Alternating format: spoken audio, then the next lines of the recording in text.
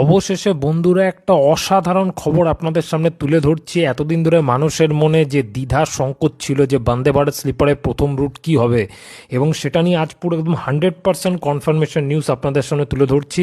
আজ সকালে আমাদের মাননীয় state railway minister Shri Ravneet Singh বিট্টুজি তার ফেসবুক পোস্টের মাধ্যমে জানিয়েছেন যে আমাদের ভারতের প্রথম বন্দে ভারত স্লিপার পেতে চলেছে পাটনা নিউ দিল্লি রুটে। হ্যাঁ, একদম এটাই কনফার্ম।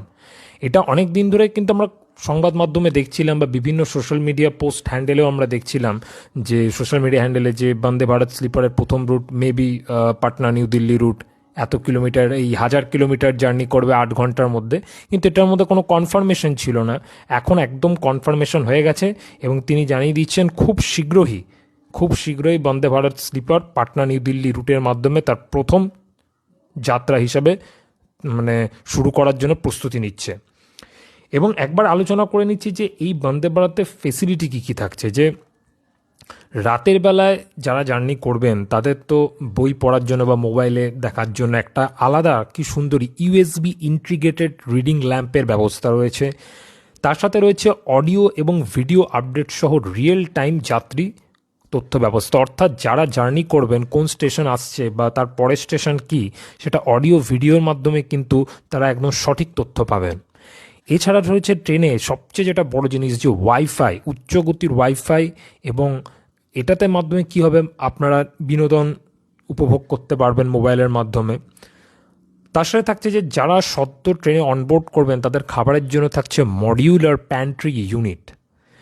তার সাথে থাকছে বায়ু ভ্যাকিউম টয়লেট, এবং ফার্স্ট এসিতে যারা যাত্রা করবেন তারা যদি স্নান করতে চায় তার জন্য কিন্তু গরম জলেরও ব্যবস্থা থাকছে।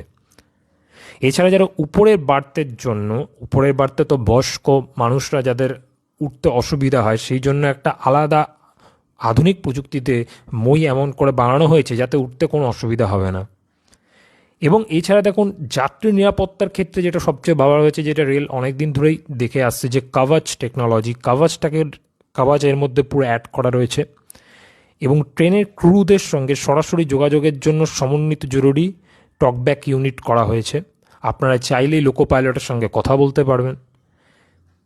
তারপরে করা হয়েছে কি, ধুলো প্রতিরোধ এবং নিরাপত্তা বৃদ্ধির জন্য কোচগুলির জন্য সম্পূর্ণভাবে সিল করা গ্যাংওয়ে এবং অটোমেটিক ডোর থাকবে, এটা আপনারা জানেন। স্লাইডিং ইউনিট থাকবে।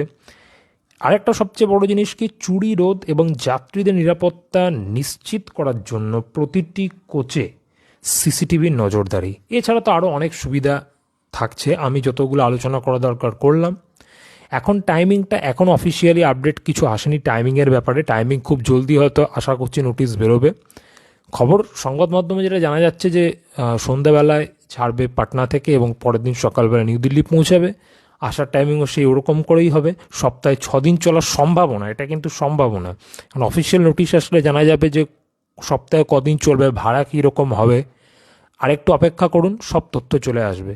শুধু এইটুকুনি বলে দিচ্ছি, আর কোনো দ্বিধা রইল না, দেশের প্রথম বন্দে ভারত স্লিপার পাটনা নিউ দিল্লি রুটে।